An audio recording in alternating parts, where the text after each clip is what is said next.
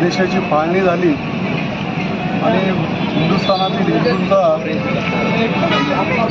पाकिस्तानमध्ये निर्वासित म्हणून त्यांच्या वाट्याला आयुष्य आलं.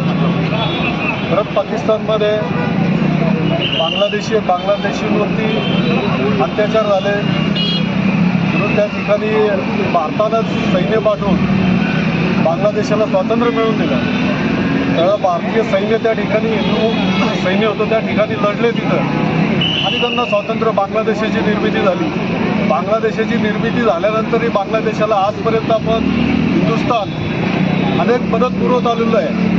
आजला बांगलादेशाची अर्थव्यवस्था आपल्या हिंदुस्थानची भारतानं जर खऱ्या अर्थानं ते आपण त्यांचं सहाय्य कमी केलं, काढून घेतलं, सहाय्य देण्याचं कमी केलं तर हा देश अस्तित्वात राहणार नाही.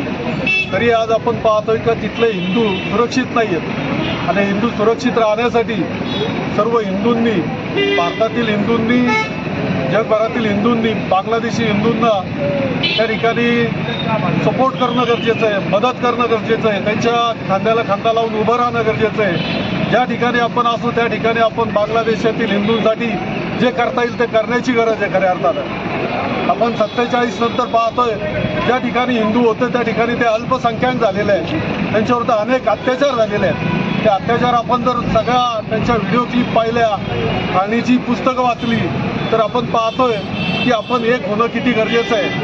मोदींनी नारा दिलेला असेल आपला एक आहे तो सेफ आहे, किंवा खऱ्या अर्थानं आपण काही दिवसापूर्वी योगींनी सांगितलं होतं आपल्याला बटेंगे तो कटेंगे. आज जर बांगलादेशी हिंदू तर पूर्ण हिंदुस्थान म्हणून एक असता तर आज बांगलादेशावरती हिंदूंमध्ये ही वेळ आलेली नसती.